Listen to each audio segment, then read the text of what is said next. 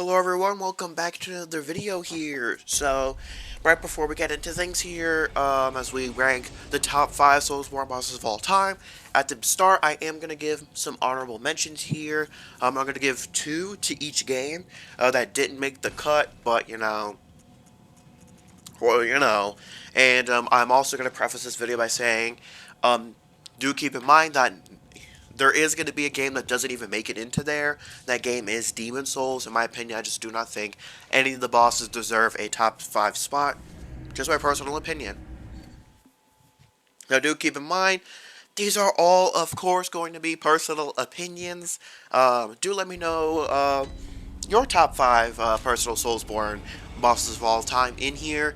If you think that a boss does not deserve to be in the top 5, or there really isn't a reason for them to be in the top 5, do let me know. I will say I did remove as much biases as I can as far as how the rest of the game goes. I tried to look at each boss like exclusively, so do keep that in mind as I try to look at these exclusively.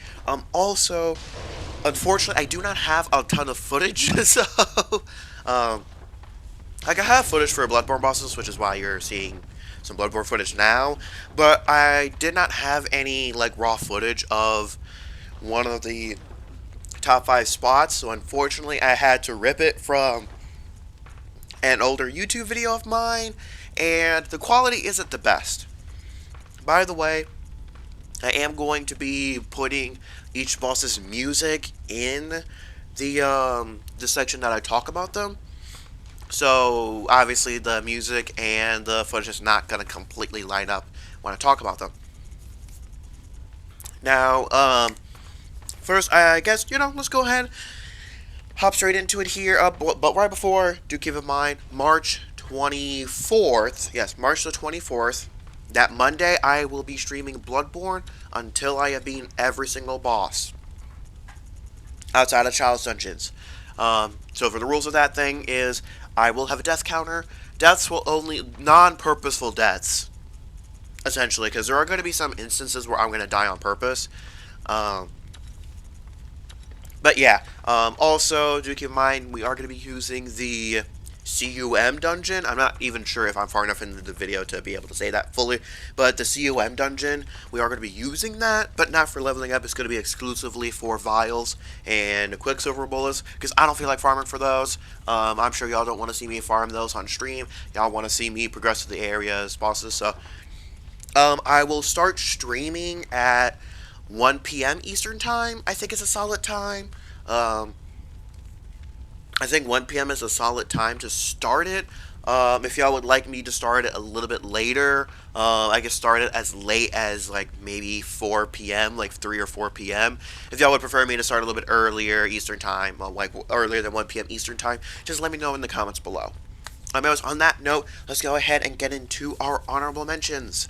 So, again, for honorable mentions, I'm generally speaking not going to have a ton of footage for. I'm only going to have footage for my 2 Elden Ring, things, and the other one for Bloodborne, I decided I was just going to just leave it alone.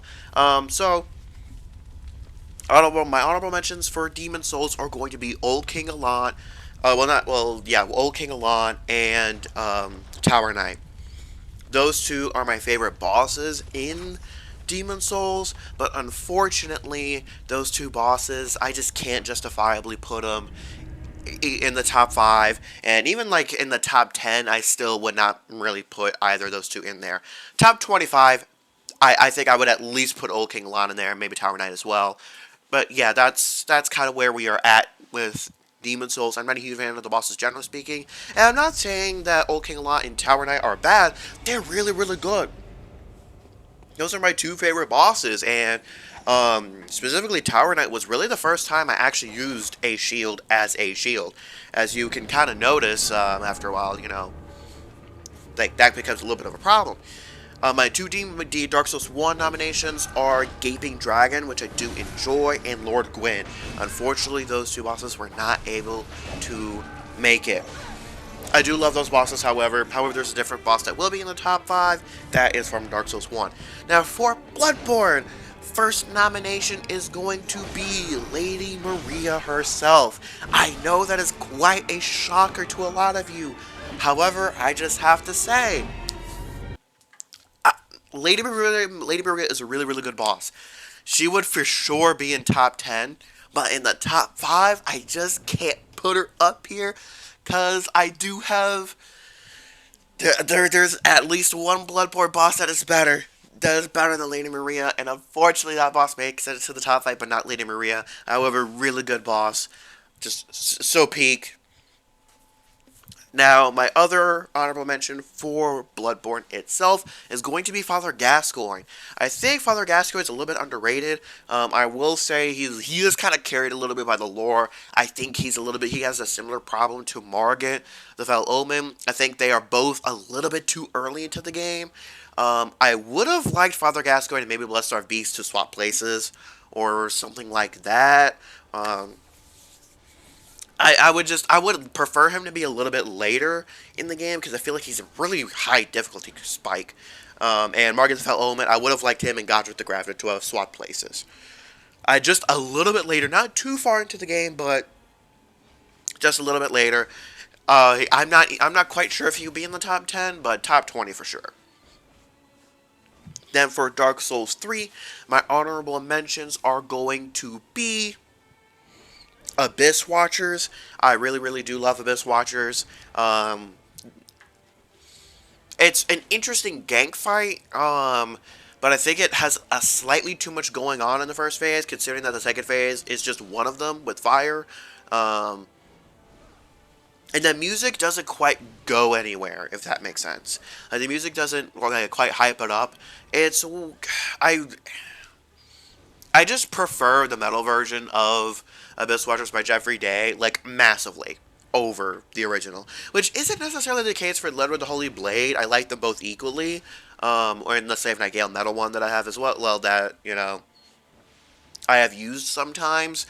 I like them both, both versions equally. But, with the Abyss Watch it's a little bit different, so that's why I can't put it up there. My other honorable mention would be, honestly, Yorm the Giant. And actually, no, yeah, it would be Yorm the Giant. I actually like Yorm the Giant over Solar Cinder, because of C-Word. But unfortunately, neither of the bosses make it. And last but not least, Elden Ring. For Elden Ring, we have my first nomination, Fortisax. Again, I am actually using my trophy footage here, because I don't actually have any, good footage of Fortisax, but, I think this is one of the better dragon bosses. I think he would probably be in the top 12, but at least in the top 25 of Soulsborne bosses, but I do love this boss, mostly for its arena. From Software, at least Elden Ring has some of the best boss arenas, especially for dragons specifically. Compared to the previous Souls games, I really do like Fortisax. My second nomination, however, is going to actually be Godfrey the Golden. My big issue with this boss is his arena is really, it feels extremely, limiting in terms of movement, and that's probably a big reason why he doesn't make the top 5. But I actually really, really, really do like this boss. So, yeah, and I think on that note, we can get on to the list here. At number 5 here, we have here Bale of the Dread. Bale the Dread, or whatever. So this boss is really, really good. I do think it's the best boss in Elden Ring, mostly because of Igon and the whole curse you, Bale. Fun fact, I did actually record this during, my dragon playthrough of Elden Ring. I didn't beat I didn't kill the boss. I know how much damage I deal, so which is why you will kind of see me in the second phase use Lightning Spear a decent amount. So yeah, because I know that doesn't really do much damage. I thought this footage had corrupted, but it didn't. It just was in a different spot than what I usually have videos be sent to. That being said, do I have the footage of me actually killing the boss? No, that actually did have some misfortune happen to it, unfortunately. However, also, you'll only see no HUD for Elden Ring and Dark Souls 3. Bloodborne, the game's too difficult for me personally to really be recording bosses without a HUD. And one, they were a little bit more earlier in my time of the game. And Dark Souls 1, obviously, as I mentioned before, that game, I had to take footage from my own YouTube video. Okay, so back to talk about Bale of the Dread. First of all, y'all might be asking, why is he at number 5 over, why is he, over anybody else in Elden Ring? And here's the thing. It has, though, a beautiful boss arena. Love the boss arena. Probably top 3 favorite boss arenas in Elden Ring, along with Fortis Axe. And obviously, the NPC quests having like actual dialogue while you're fighting the boss, like in the emotion, I guess voice actor is just so good. There's not really an equivalent anywhere else in the game, in my opinion. There's not a good enough equivalent to Igon and the whole Bale. I'm like, curse you, Bale! It's absolutely phenomenal, and I do like Bale's design. I wish there was a little bit more, how do I put this? I wish it all just wasn't one color, if that makes sense. He blends in a little too well with the environment sometimes until a second phase happens. I don't know if that's just me, though. That might be just me. And also, this boss probably has the most amount of, like, it's the first time that I have seen, like, actual, like, arena build-up with a bunch of, like, dead dragons and whatnot leading up to him, red lightning falling down from the sky. It's just absolutely phenomenal. The music is really, really good, too. One of the few Elden Ring pieces that do stand out to me. It's just, the Elden Ring has an issue of there being so many bosses that after a certain point, some of them kind of blend together, in my personal opinion. So yeah, as you can see, his second phase is absolutely phenomenal. I do have a few issues with it, though, and why it just cannot be any higher than 5. Number 1 being balance. You can get to him extremely early in Shadow of the Area Tree, but realistically speaking, you should absolutely under no circumstances do that. I did that because I wanted to get footage for him, and he also doesn't give anything. He did not give anything besides like being able to unlock getting the Priestess Heart for my Dragon Cult playthrough, which kind of sucked. But yeah, Bale of the Dread. It's just the music is, well, not the music. It's the damage is a little too high in my personal opinion. He is cool. He does have a decent amount of tankiness, which I think is fine. But yeah, my big issues here are mostly the damage output is a little ridiculous, and getting to him is not easy either. There's an absurd amount of Dragon Balls, like you have to fight a ridiculous amount of Dragon Bosses, and my big issue here is getting to him. You have to fight an NPC that is paired with the fucking bird, which was awful to deal with, and then you have to fight that exact same NPC, but like labeled as a boss later on, which I hate it when From Software does that, especially in a DLC. It's ridiculous. And also, I will say not all bosses that I have in the top 5 are DLC, so do keep that in mind. But yeah, those are my big issues with getting to this boss, and a little bit of my issues with the boss itself, which is why it can't be it cannot be above number 5 for those reasons. And however, I think it's the best boss in Elden Ring. I know I've already spoiled it a little bit, but yeah, you will not be seeing any more Elden Ring bosses from above this. So there is going to be a repeat game, but from here on, I'm not going to spoil it. But you probably already know if you know me and this channel. But you probably don't know what my number 1 through 3 is. Alright, but that's going to do it for our number 5 spot, Bale of the Dread. And our number 4 spot belongs to Ludwig the Holy Blade. Now, y'all might be like, whoa, a Bloodborne boss not in the top 3? What is this? What is this? What is going on? Now, let's get into the positives of this boss, and yes, I will be explaining why I put it just above Lady Maria as well. In Lady Maria's case, it's just I enjoy fighting this boss a little bit more than Lady Maria, and just I love this boss. Ludwig is like absolute top tier. For me, the reason why it just is a step above Bale is the amount of detail in this boss. So, fun fact: if you do not know, Ludwig's first phase and his second phase have the exact same amount of bones in his skeleton. So it's literally a one-to-one, but posed differently. Also, a little bit of a fun fact about Ludwig: his first phase is counted as a beast, and his second phase is not. He's counted as not being a beast, which to me is a very interesting detail. Also, the music is just so good, especially the second phase. It's just absolutely fantastic. Like man, like really, really good music. Uh, you get the Holy Moonlight Sword from him, and I even have a physical version of the sword. But like, it's my favorite look-wise of the Holy Moonlight Swords, and its introduction is so good.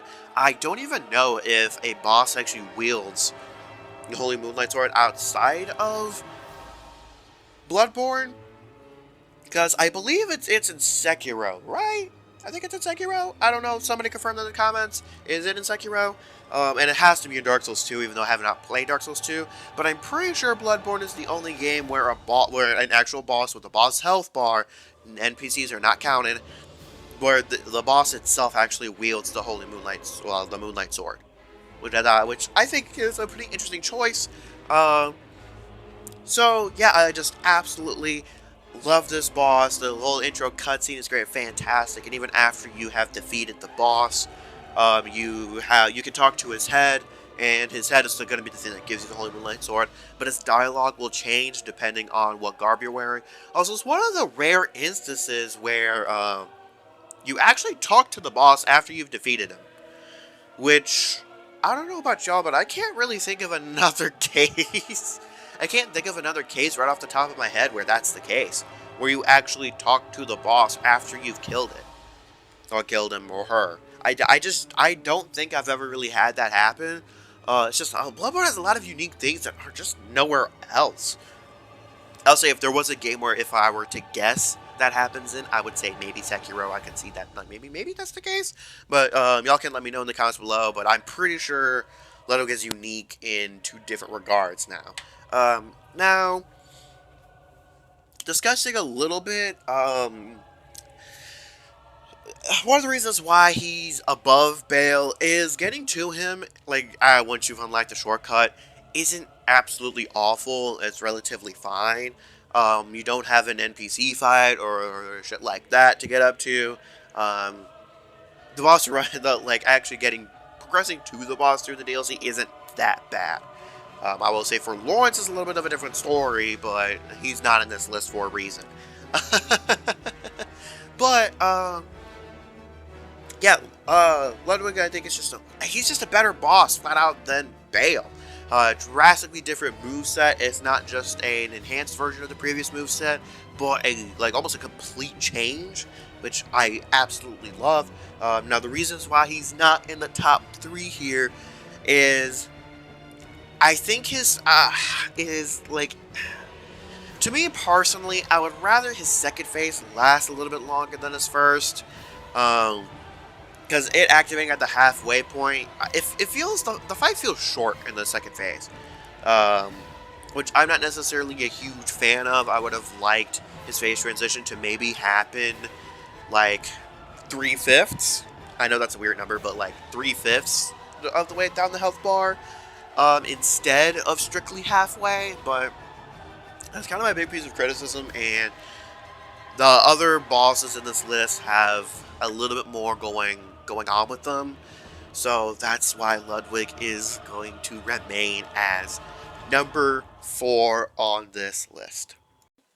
And in our number 3 spot, we have Sif, the Great Grey Wolf Sif. Oh man, Sif. I just love this boss. I love this boss. Now, initially, Ludwig and Sif were swapped. But what edged it out for me is just rewatching Sif. I love this boss. I love this boss. I have some slight issues, but we'll get there. We'll get there in a bit. Now, what I love about this boss is the music is absolutely fantastic. Uh, it fits the vibe of this boss and everything. It's just absolutely, the music is absolutely phenomenal. And not just that, but again, like the amount of detail in this boss. This is the only boss that I know of in all of the Soulsborne games that I have played that have two different cutscenes. No other boss has that. Um, One of my biggest gripes with the Soulsborne games is they never really truly take stuff that either worked really well or could have been improved, and they just drop it entirely. Dark Souls 1 is probably the biggest offender of this because there are things like grave lording, a boss having two different cutscenes depending on if you did the DLC first. There's a lot of things in this game and destructible parts on bosses that are never seen again.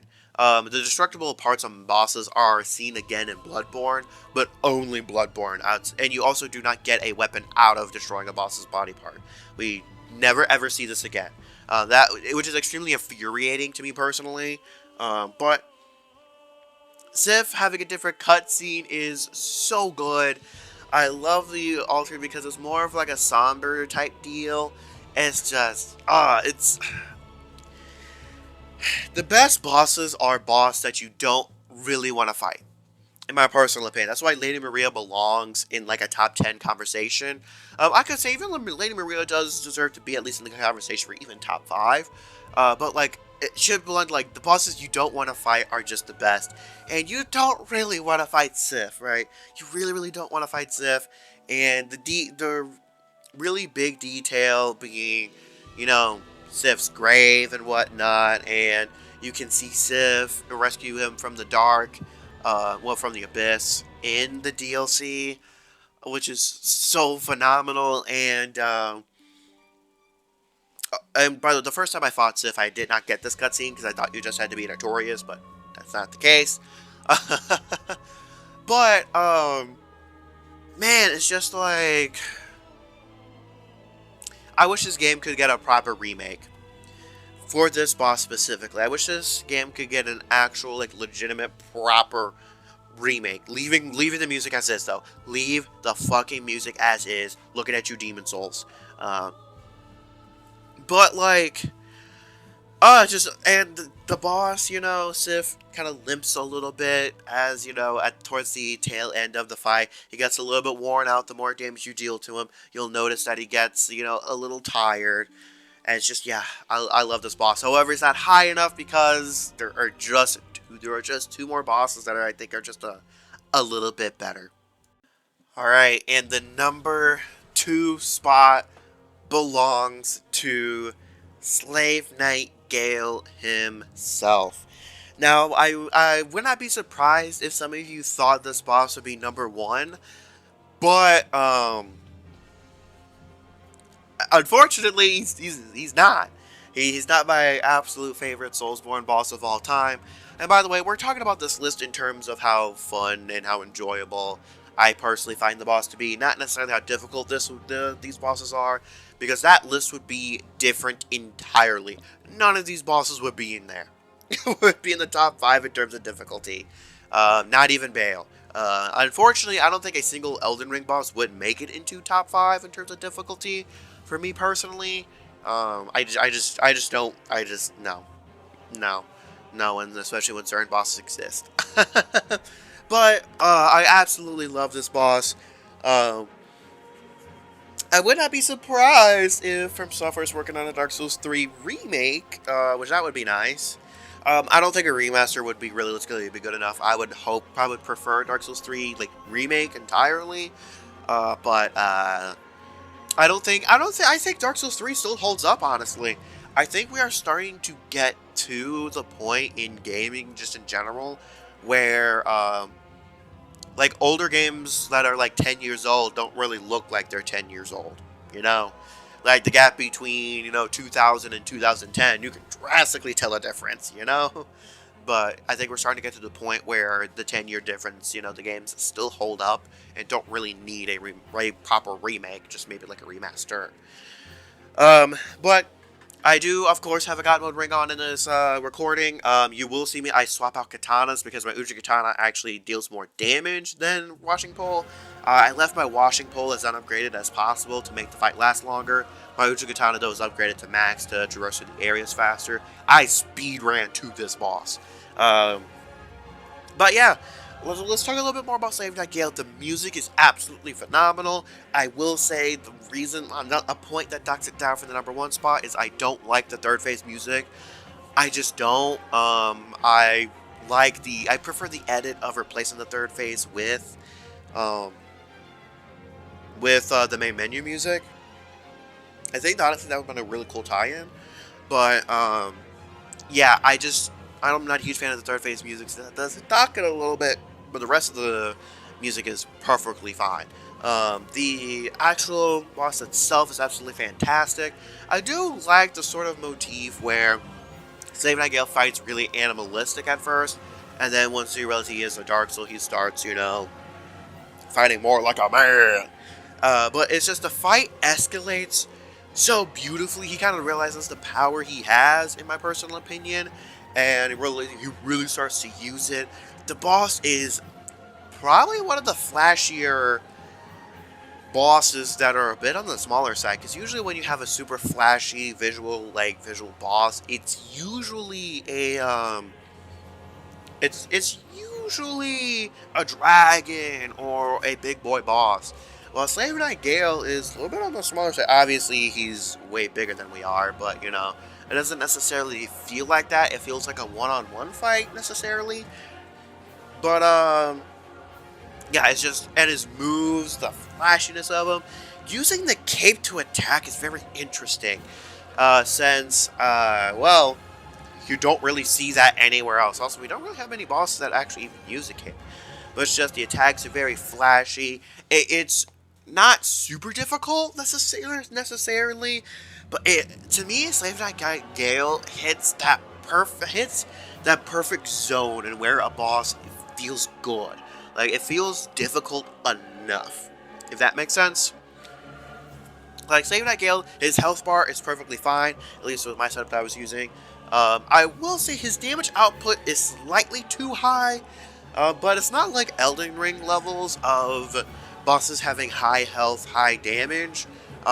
So I think Slave That Gale is like perfectly fine. I really do appreciate that in his third phase, he does like the lightning can strike him as well, and not just you. If y'all want to see a situation where it actually benefited me and helped me massively, like getting hit by like Slave That Gale, go watch my playthrough of Dark Souls 3. That's like in one of the final episodes I fought Slave Knight Gale. So yeah, go check that out if you haven't. It was kind of crazy. I love this boss. I love this boss. I really wish Dark Souls 3 had a had like a boss rush, or like where you could pick, what bosses you could fight similar to Stellar Blade. Because I would fight Slave Knight Gale so often.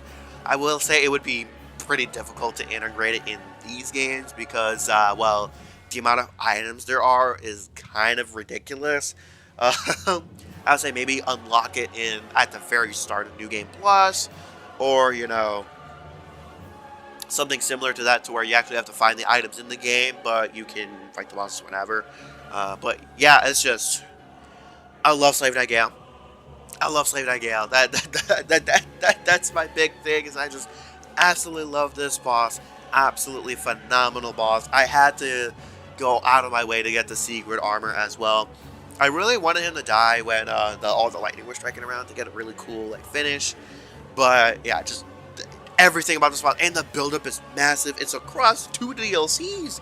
You needed 2 DLCs to handle this man. So I just absolutely love this boss, and that's why it's number 2. However, it's not number 1 because there is one boss that has even more buildup and has better music.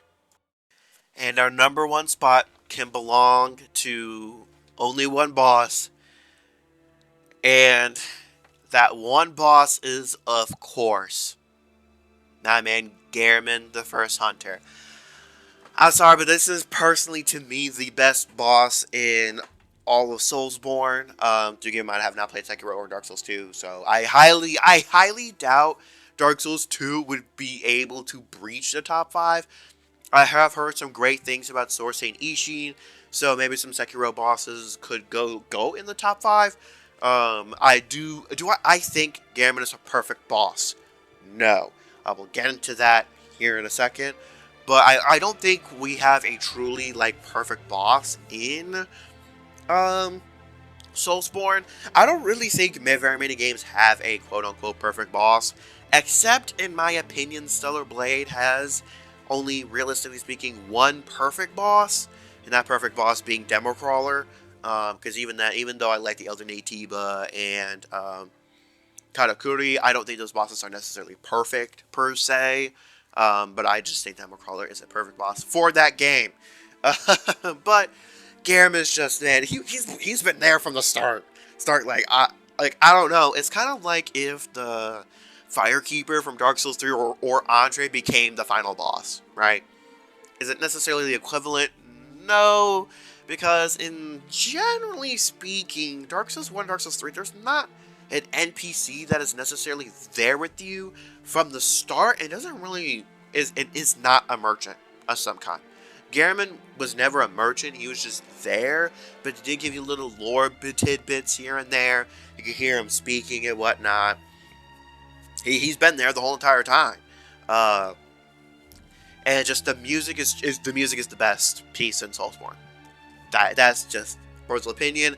I've talked about the story a little bit before, but Torchic and I, we were going through trying to decide what, we put like a little bracket together, and did a little, there was like this website or whatever that pitted, videos against each other, and we did a pretty long list of Soulsborne music. This was before Shard of the Air Tree, but we came to find out, and we tried to go through Bloodborne specifically, by itself, and, we found just Gehrman was just the best one. It's just that third phase, the way it hits is just, well, maybe not third phase, but like that third section of music is just so good, so somber. I think Gehrman does have my favorite arena in all Soulsborne. I think it just does. Some of his attacks makes the petal of the flowers fly up. This is one of the reasons why I really, really, really want Bloodborne to get a proper remake, not just a 60 FPS patch. Would it help it visually? Massively, absolutely. But I would love an actual proper remake. Dude, they cannot touch the music at all. Do not touch anything else about this game.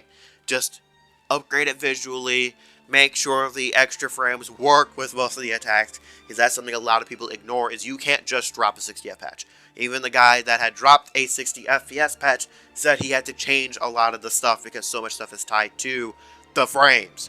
So, but Gehrman can buff himself throughout the course of the fight. It really is a one-on-one. It's not necessarily the equivalent of a PvP fight per se, but man, and I hate PvP NPCs, but it's just, man, Gehrman just feels so good to fight. Bloodborne's combat just feels absolutely fantastic, and he's a little bit more predictable than your average player, because you can't really necessarily tell what they're going to do. But I just love this boss. Now, of course, it's above all the other bosses because of the amount of build-up he's there for. He has an iconic line similar to Curse You Bale. He has the Tonight Gehrman Joins the Hunt. He has phenomenal music, a phenomenal arena. And he's in a wheelchair bound the whole entire game, so when he stands up, you're like, oh, so you can actually move. But also, he's got that drip on, he's got that garb on. His weapon is a scythe, which is pretty cool as well. I believe it's called the Beast Safe, if I remember correctly, that's what the name of it is. Now, come to my issue with this boss, why it cannot be the perfect boss. That is because of Moon Presence. Moon Presence is my big issue with this. It feels like Moon Presence was supposed to be fought directly after Gehrman, but unfortunately, it's kind of ruined. It's kind of ruined in the fact that, it, it's just kind of ruined in the fact that Moon Presence is way too easy of a boss to be fought on its own. It just is. However, I can definitely understand that they might have believed it to be like way too difficult if you had to fight those two together. But you have to go so far out of your way. You do have to go decently out of your way to even access this boss. So I just don't really understand why they just couldn't let it be, which is why they probably made it happen without the ring. I think if you had even I think if you died to Moon Presence, you had to restart from Garamon. I think if they did that, I think we would actually have the perfect boss. I think we would actually have the perfect final boss in all of Soulsborne. Anyways, though, on that note, let me know what y'all thought of my list in the comments below. And it was on that note, thanks for tuning in, and I will catch y'all on the flip side.